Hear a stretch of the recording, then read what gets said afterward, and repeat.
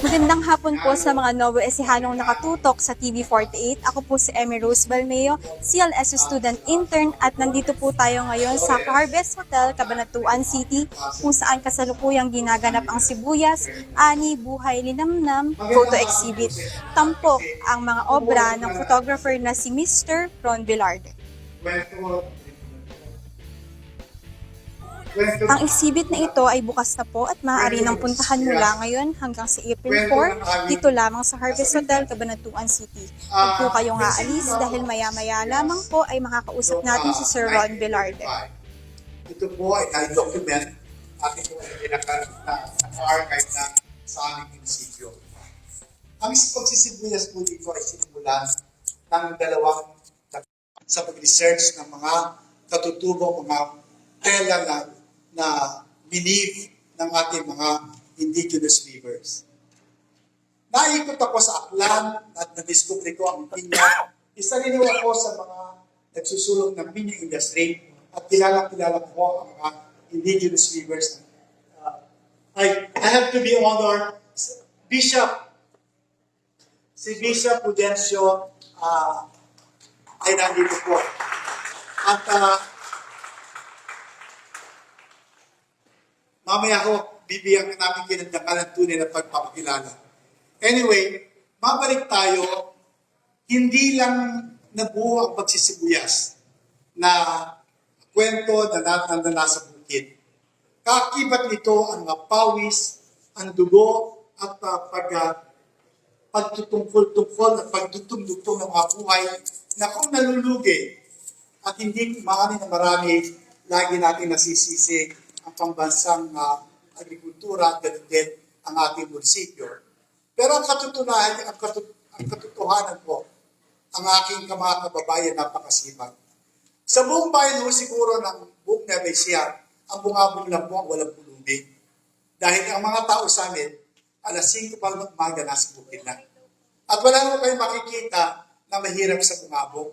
At makikita nyo ang pagsulong ng isang produkto na itinungkol sa pambansang lipunan ang pagsisibuyas. Dangal ho namin ay pagmalaki na ang bungabong ko ay 50% highland at 50% lowland. Ang highland ho namin, the famed Sierra Madre Mountains na nagsusulong na rin ng pang-turismo at ang aming lowland ho ay ang buong bayan at mga barangay ng bungabong. Hindi mo natin pwedeng gawing credit na sa bungabong lang ang pagsisibuyas. Ang pagsisibuyas po ay sa buong Nueva Ecija na. Kagipat na po namin ang Rizal, Nueva Ecija, ang Pantabangan, ang San Jose, ang Talavera, ang Muñoz, ang Santo Domingo, hanggang Gimba, papunta naman sa Laur, papunta naman po sa Gabaldon, at hanggang po halos buong larangan ng ating lalawigan. Ang kultura ang nagbibigkis sa ating lahat. Maaring narito po tayo upang ipagdiwang ang sining ng fotografiya, ang Buwan ng Kalutong Filipino o ang Sibuyas Festival na 21 years old na nga po ngayong taon. No? Ngunit sa mas malalim na diwa, ang tunay nating ipinagdiriwang ay ang ating pagkakakilanlan bilang mga Bongapuenyo, bilang mga Novo Ecijano, at higit sa lahat bilang mga Pilipino. Sapagkat ang kultura ay hindi lang sining o tradisyon. Ito ang ating mga kwento, ang ating mga paniniwala, ang ating mga pag-uugali at halagahan. At ngayong araw, tayong lahat ay pinagsama-sama bilang isang pamilyang pinag-iisa po ng ating kultura. Ngunit kung kultura po ang nagbubuklod sa atin, meron pa rin pong isang tanong na madalas nating marinig pero bihira talagang pag-isipan.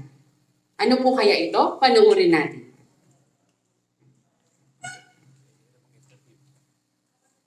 Mahirap at magulo pa rin sa Pilipinas. Sa dami ng likas na yaman at yanlig ng mga Filipino, bakit hindi pa rin tayo umaangat kumpara sa mga karating nating bansa? Ang sagot ay nasa harapan lang natin. Kultura. Ang tunay na yaman ng bansa ay hindi lang nasa lupa, hindi lang nasa ito, nasa pagkakailan.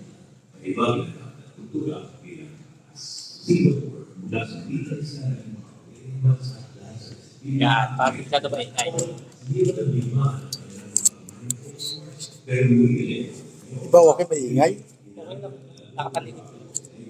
Okay, standby. Then, naka-fair na po tapos may mag-iin.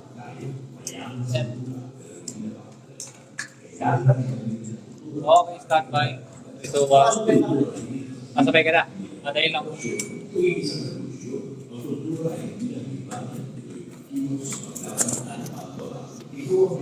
Oo nga, banda. Standby. Ito,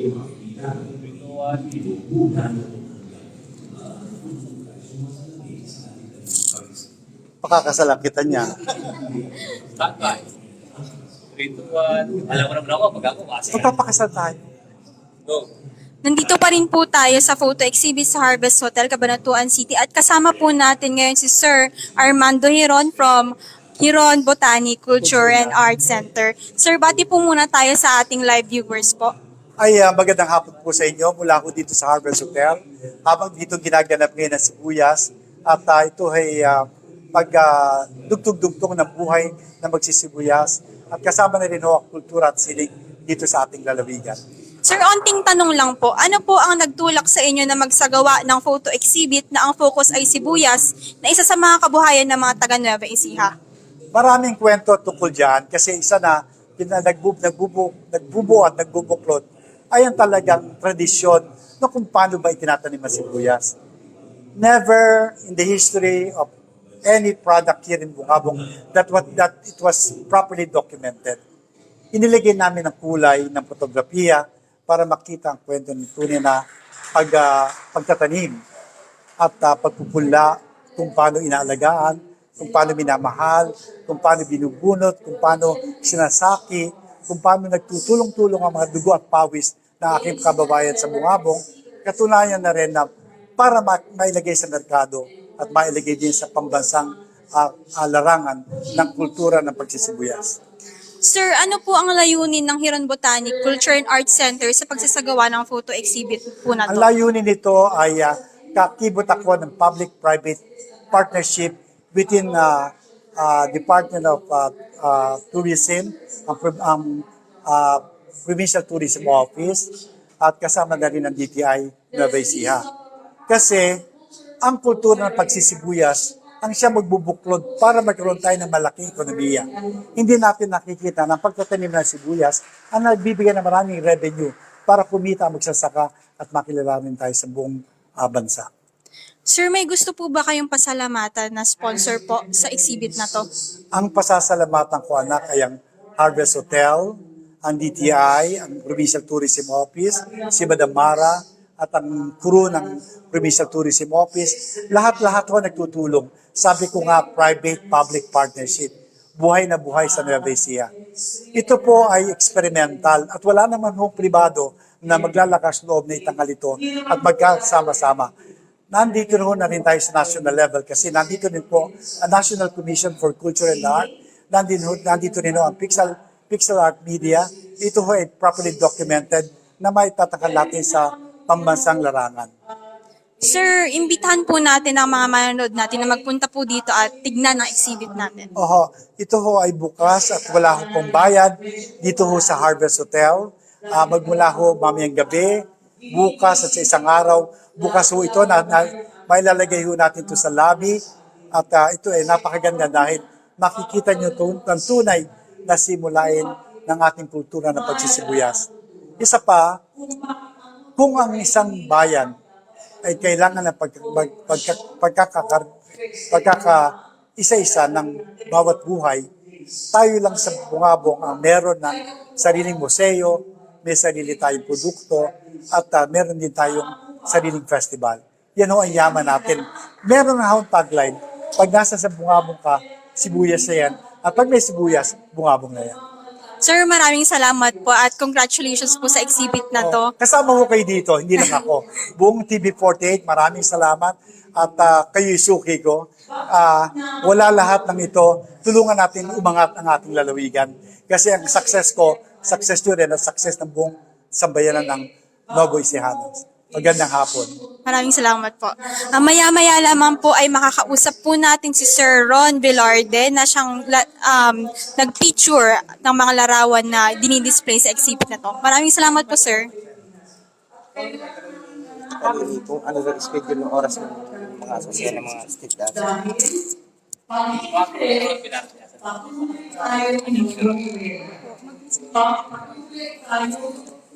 Sabi nga nila sa pag-iiwanan. Kapayag ba kayo ngayon? Doon? Hindi. Swerte nga yung bumago eh. Angat daw, sabi ni Mama, sa ibang mga probinsya o mga bayan. Pero dito kasi, sa usapin ito, buong Pilipinas ang pinag-uusapan natin. And hard facts and hard statistics do not lie. Next, please. Next. Ito yung aking pagmamahal sa aking bayan. Ito ay nasa libro din. Ito ay gawa ni Rene Robles. Ang title nito po ay Inagbayan para lang maintindihan natin na ito ay ginagawa natin para sa lahat. Hindi lang para sa isang bayan. At kung kaya yung maraming na ito at maraming na yan po ang kanyang tinuklas na bagong nagsiti na ang tawag ay assertionism. Dahil ang tingin niya, kung ano na po si Karen pero dahil ng ibang mga alagad ng sini, nakikita niya na sa kinabukasan ay marami tayong bagong pinto at bagong hagdan na dapat buksan. Diba? Hindi pwedeng matulog lang tayo. Kailangan tuloy-tuloy magbubukas ng pinto. Next. Ito na nga po yung hard facts. Kung tutuusin nyo, ang Pilipinas ay isa. Nauna lamang po ay ang Indonesia na nakamit ng kasarinlan. Indonesia, 1945, Philippines, 1946. Pero kung bibilangan nyo ang Commonwealth, 1935 yun. Okay? Thailand, 1947, 48, Korea, Malaysia, 57, Singapore, 1965, Vietnam, 1975, 1984 ang Brunei. Ito yung mga nakapanigit na bansa sa atin. Diba? Oh. Pero, hindi na natin iisa-isa but it just goes to show that there is something wrong sa mga ating mga pamamahala. Lagyan na natin well intention lahat ng ating mga namumuno. But the fact remains, yung kanilang ginamit na estratehiya upang umunlad ng bayan, may mali. Bakit? Nangulangan na tayo eh. Tingnan mo, tayo pinakamababa. At kung tutusin mo, sabi daw dito, GDP per capita. That is gross domestic product. Ibig sabihin mo yung kinikita ng bawat mamamayan. And based on the data and individual sa population, ay halos 200,000 now per year. Alam natin hindi totoo yun. Kasi napakalaki ng agwat ng mayaman at ang mahirap sa akin. Pero bottom line, tayo pa rin ang bottom line. Okay? So, sa akin, there is something wrong, correct? Pero hindi natin pag-uusapan yun today dahil nagsaselebrate tayo. Next. Okay. Balik tayo sa kultura. Kasi, alam niyo po, ako ay graduate ng National Defense the Philippines. Way back in 2012, yun ho ang eskwelahan kung saan lahat ng matataas sa militar, sa gobyerno, at sa private sector ay nag-aaral ng 1 taon. At wala po kami pinag-aralan kundi 6 dimensions. They are political, economic, military, science and technology, environment, and finally, socio-cultural. To make the long story short, para lang maantigan ninyong mga isip, yan, nasa gobyerno na natin, 6 daw ang dimension. Ang problema, yung 5 departamento na. Pagdating sa kultura, commission. Bakit? Kasi nga, maliit ang tingin nila sa kultura. Pero ang katotohanan, dapat ang sinasabi, ang kultura is the overarching, para siyang umbrella. Dapat siya ang may koneksyon sa lahat. To make the long story short also, go to Singapore. Sabi ni Lee Kuan Yew, dapat 4 daw ang essential para talagang umunlad ng bayan. They are next. Up, sobra. Okay, sorry. Next. Okay, they are will, cohesion, stamina, discipline.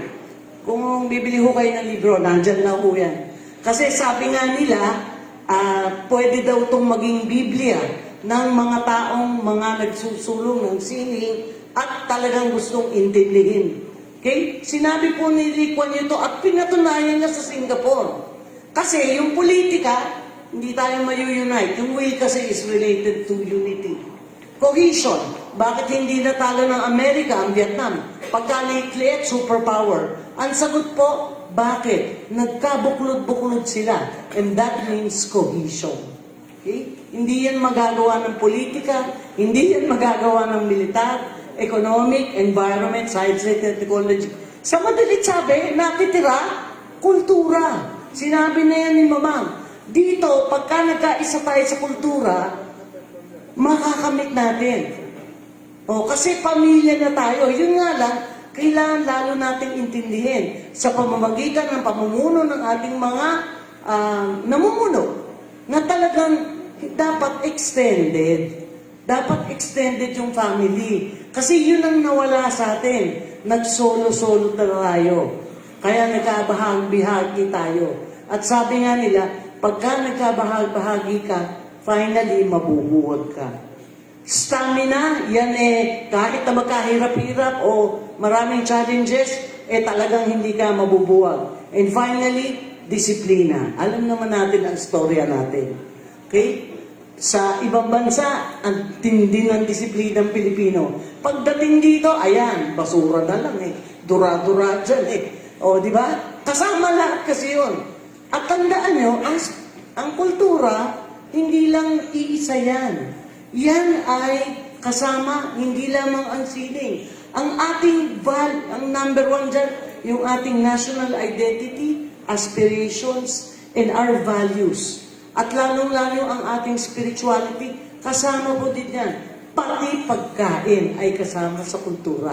At alam niyo po, ito ang aking huling bahagi sa inyo ngayong hapon.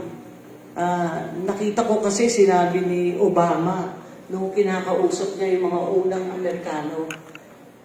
Ang Amerika daw ay lumago, hindi dahil lamang sa blood o dahil sa kung saan sila napanganak. Pero yung kanilang allegiance means your loyalty to your country. And that means also your loyalty to your culture na dapat hanapin natin. Dahil ang kultura ay patuloy na ating salaysay ng ating bayan.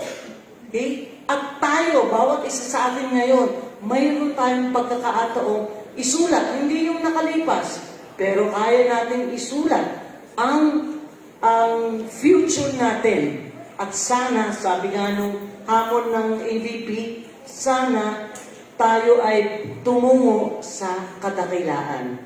At ang susi po ay kultura. So salamat po at sana ay patuloy tayong magtulong-tulong sa pagsusulong ng sining at kultura. Salamat po. Maraming salamat po.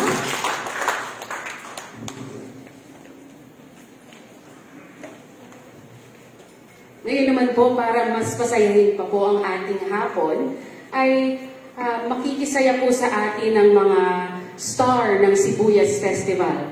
Atin pong palakpakan ang Tribo Esiehano Drum Beaters at ang Sibuyas Festival Dancers.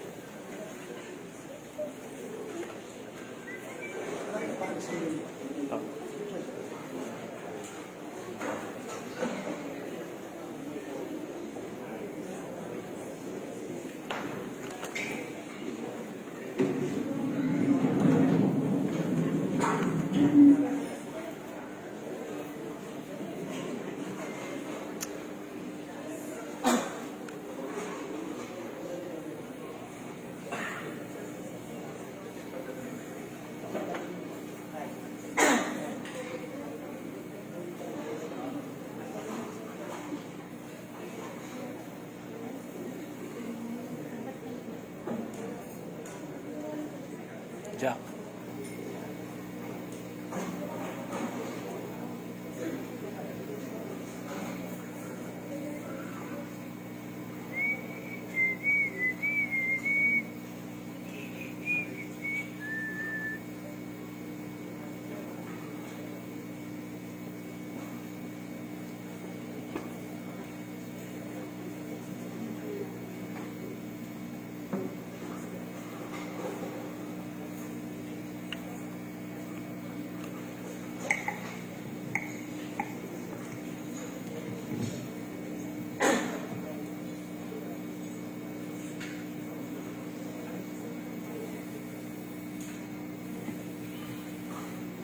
Sa bike na lang patutugin. Sa bike mo na lang patutugin.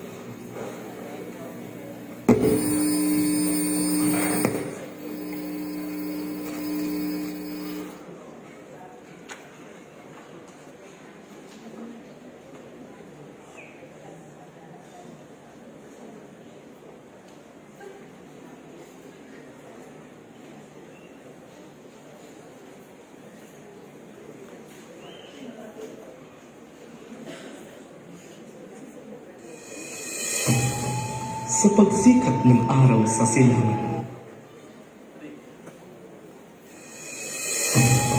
Sa pagsikat ng araw sa silangan, sa mga bulubundukin ng Sierra Madre, tampok ang kagitingan ng mga magsasaka, tanyag ang pagsisibuyas, gintungan nagtataguyod sa pamayanan, at mga mamamayan.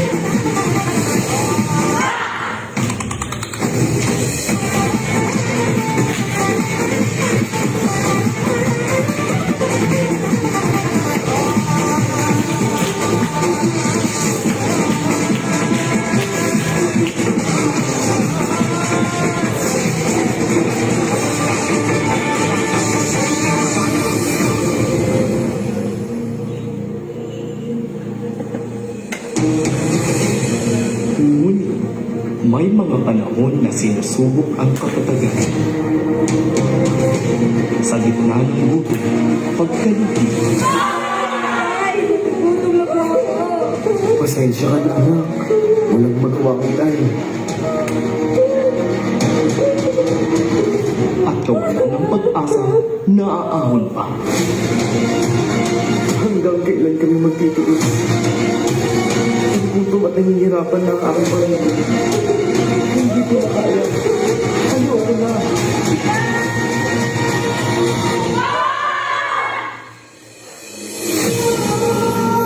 Subalit, hindi sa sariling dulong at lakas nagtatagumpay, kundi sa tulong ng may kapal.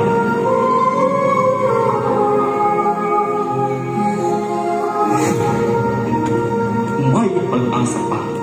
May pag-asa pa.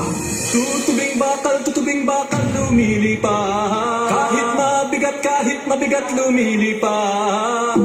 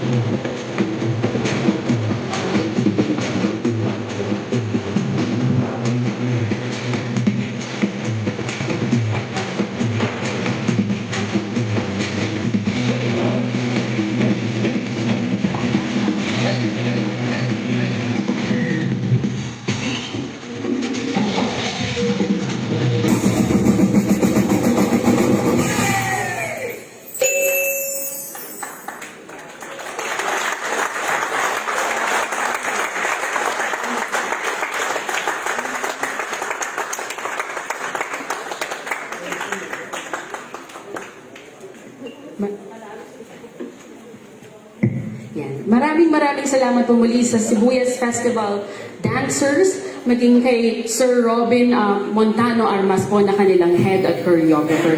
Alam niyo po, ang Sibuyas Festival dancers ng Bungabon Nueva Ecija ay award-winning po. At nalibot na po nila ang iba't ibang bahagi ng Pilipinas para po i-represent ang aming bayan. At sila po ay talagang ikinararangal po ng aming mga kababayan po sa Bungabon.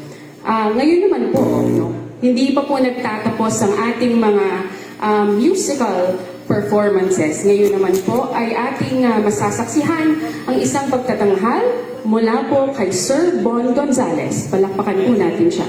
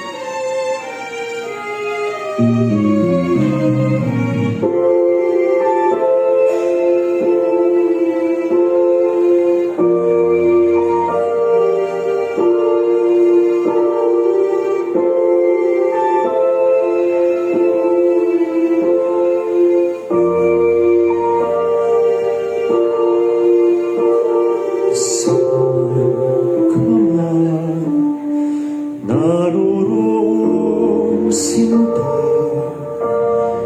pag-ibig kong wagas, ang iyong madarama, kailan sa iyo'y dilimot, puso sa iyong paghirap,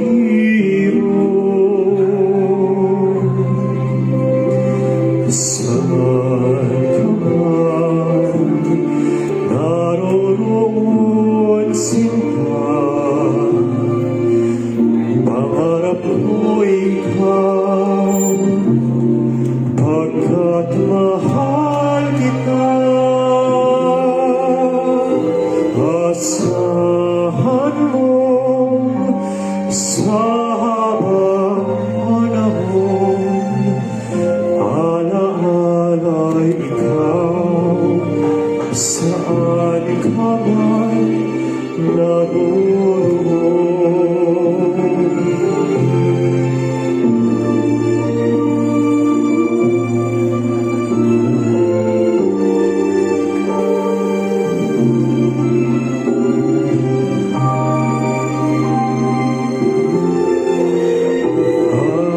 Asahan mo sa habang panahon, alaala kita, saan ka man naroroon. Asahan mo sa habang panahon, alaala kita, saan ka man naroon.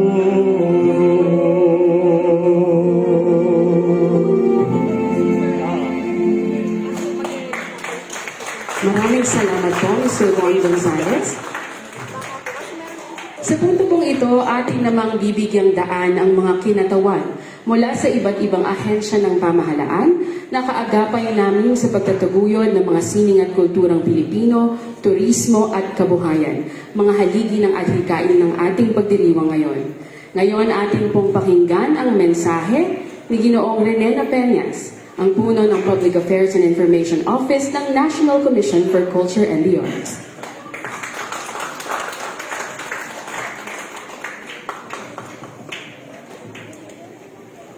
Thank you, Marcy. Honorable Viandre Cuevas, Mayor of Palayan City. Dito na po ba si Mayor?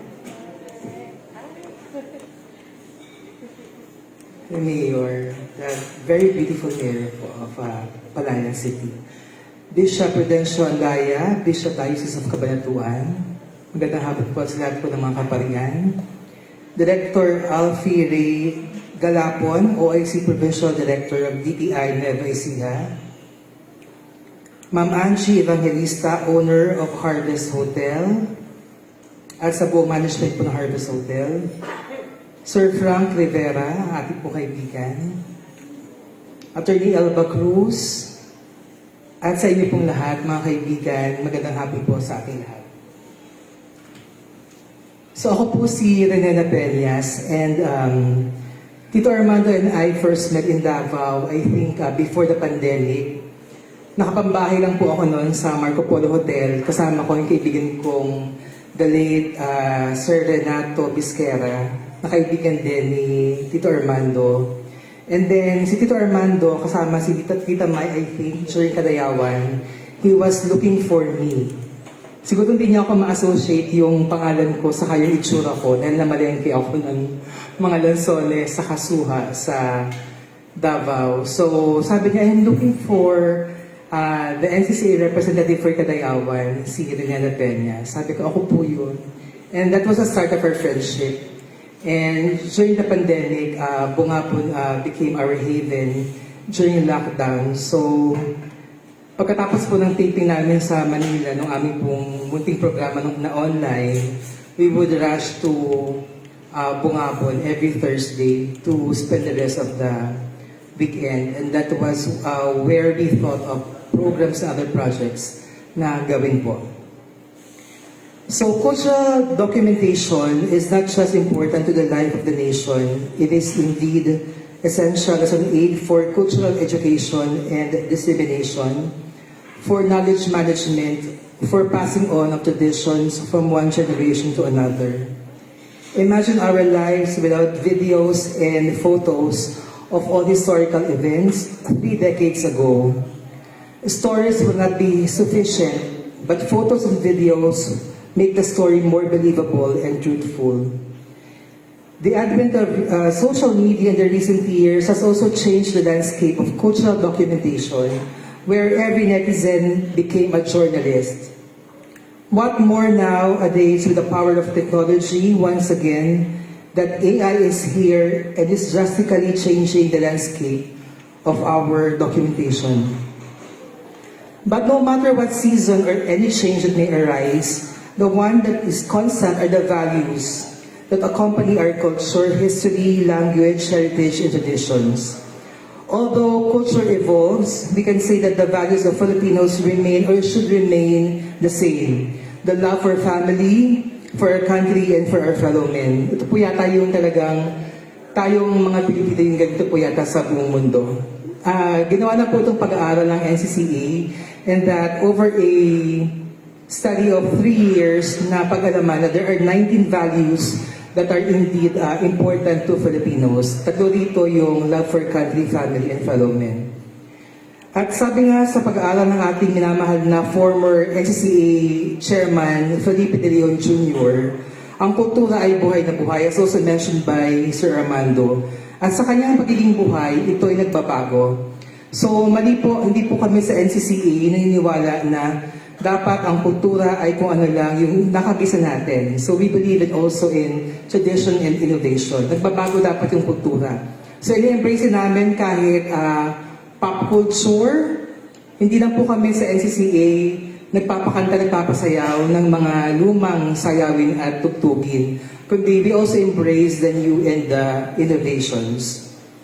Today's program, Sibuyas, Ani Buhay Linamnam, is a tribute not just to all farmers and magkasibuyas, but to all culture bearers are unsung heroes whose works make it possible for culture to be passed on. Let me, on behalf of our NCCA Chairman, Victorino Mapa Manalo, who's also came from Bungabon, I think, tama ba, Sir Armando, and our Executive Director, Dr. Eric Cerudo, congratulate the following. First, to Sir Armando Hiron.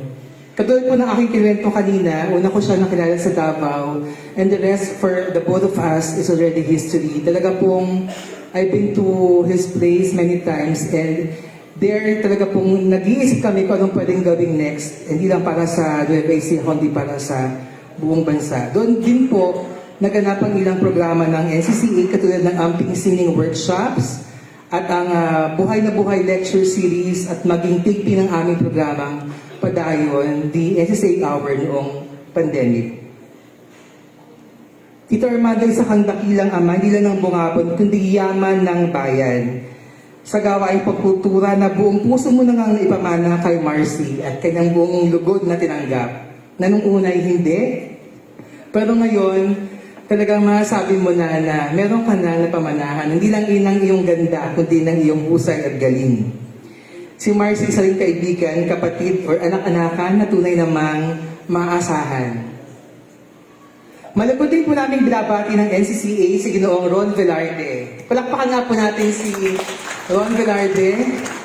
Ito rin ay aking iniluwan sa NCCA. Nakasama rin ng pandemic sa pag-document ng ilan sa mga theater plays nung bawal pang lumabas, lockdown pa. At sa aming program, kung kailangan natin ng photo documenter, andyan si Ron, kasama yung aming dating kasamahan si Ginoong Paul Sugano. So muli po isang masigabang palakpakan sa kanilang tatlo, Tito Armando, Marcy at kay Ron Velarde. At gayon din sa ating tagapagpadaloy ng programa ngayong hapon, ang Harvest Hotel. Kunti lang po yung mga ganitong establishment sa private. May isang hotel sa Cagayan de Oro, isang mall sa Cagayan de Oro na 2 buwan kong niligawan kasi kailangan kong mag-launch ng isang campaign for the government. Ako yung focal point person ng Bagong Pilipinas sa NCCA. Siyempre nang marinig po ng mall yung Bagong Pilipinas, parang kung hindi na po ako pinapansin ng mall. Parang ayaw na po ng mall dahil Bagong Pilipinas yung aking nilalapit na campaign. Pero ngayon pa man, nangyari din naman po ito sa isang LGU sa Mabalacat, Pampanga. But what I'm saying is, kukunti na yung Harvest Hotel, katulad ng Harvest Hotel, na buong pusong tinatanggap yung mga gawain katulad natin na talagang makapagbibigay po ng kalaman sa ating publiko. Isa po masigabong palakpakan sa Harvest Hotel. Ngayon sa isang post-pandemic era, dapat na mas maging marugdog at maigting ang documentation. Hindi lang para may palaganap pa ang gawain pangkultura, kundi para mas lalo pang maging matalino ang mga mamamayan. Kung alin ang totoo sa AI, kung alin ang totoo at tama sa fake news, at kung alin ang mga kulturang dapat pang buhayin, at mga kulturang dapat nang iwan sa nakaraan. Ibig sabihin yung mga toxic cultures, atin na pong iwan. Naniniwala po ba kayo doon? Tama po. And this April, we celebrate the Filipino Food Month and the National Literature Month. And the forthcoming National Heritage Month in May. May this photo exhibit be a constant reminder of how culture is an integral tool for nation building. Sabi nga ng aking dating boss at mentor, Ma'am Cecile Guidotti Alvarez. A potent agent for social transformation and a binding force for unity and amidst diversity. I remember the speech of former CCP President Nes Hardin 20 years ago sa Cultural Center of the Philippines po. Actually po, 20 years na po ako sa NCCA. Panahon pa ni Ma'am Cecile Guidotti Alvarez. I have been through many administrations from former President Gloria Macapagal Arroyo hanggang ngayon po. Sa awa po ng Diyos, masaya po kasi sa NCCA, hindi po ba? Masaya po yung ganung trabaho na ikaw ay lumalago bilang isang tao. Hindi mamalaki yung sweldo sa amin sa gobyerno, pero talaga pong NCCA has opened my doors to many possibilities and opportunities as well. Napakalaki po na, hindi po sa mga lugar na napuntahan, kundi sa mga tao ding nakilala katulad ni Tito Armando. Sabi ni Ness Hardin 20 years ago, nung bago pa lang na byword ang creative industries, sa isang pagpupulong daw kung saan siya umattend, parang ganito, may mga media, may mga members ng academe, artists, culture,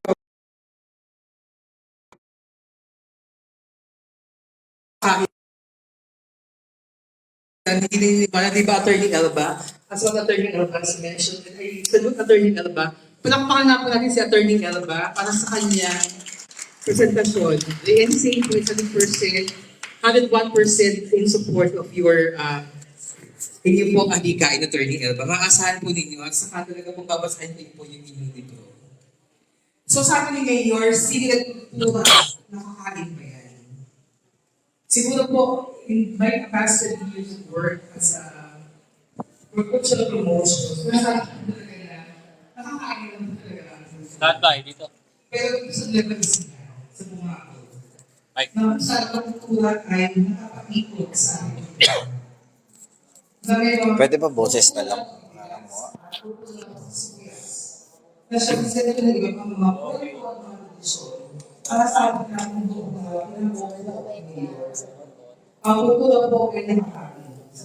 Ito ang buong buhay sa atin. Ito ang talaga ang bayan. Nakatutok pa rin po kayo sa live coverage ng Nueva Ecija TV48 at narito pa rin po tayo sa Harvest Hotel, Cabanatuan City.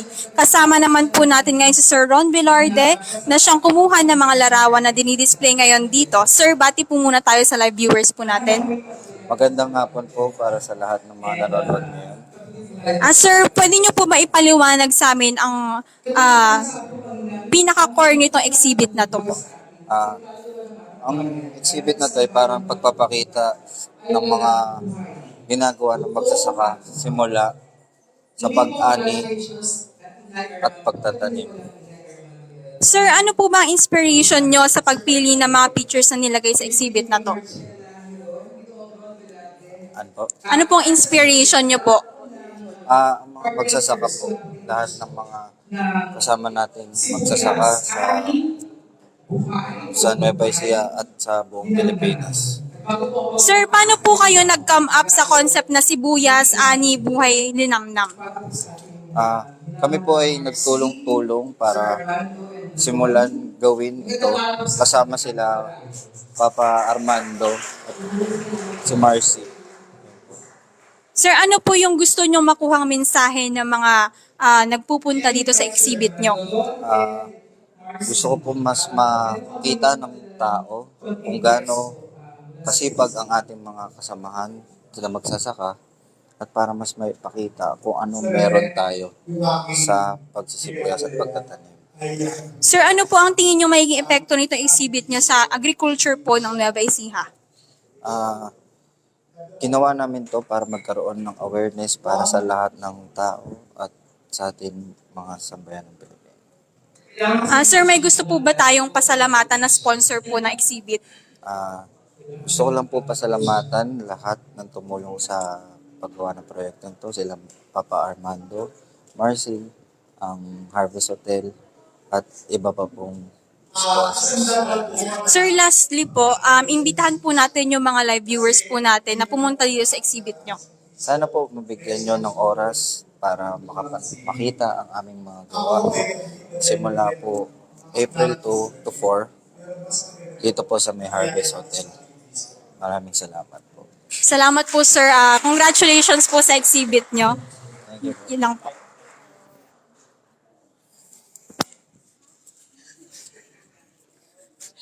Ayan po, narinig na po natin si Sir Ron Velarde at si Sir Armando Heron. Ngayong nasilip na po natin ang Sibuyas, Ani, Buhay, Linamnam photo exhibit. Muli po namin kayong iniimbitahan na magpunta po sa Harvest Hotel, Cabanatuan City para makita ang ganda ng kultura ng Nueva Ecija. Muli, ang exhibit na ito ay bukas na po mula ngayon at hanggang sa April 4, 2025. Ako si Emmy Rose Balmeo, CLSU Student Intern, nagbabalita. Unang sigaw.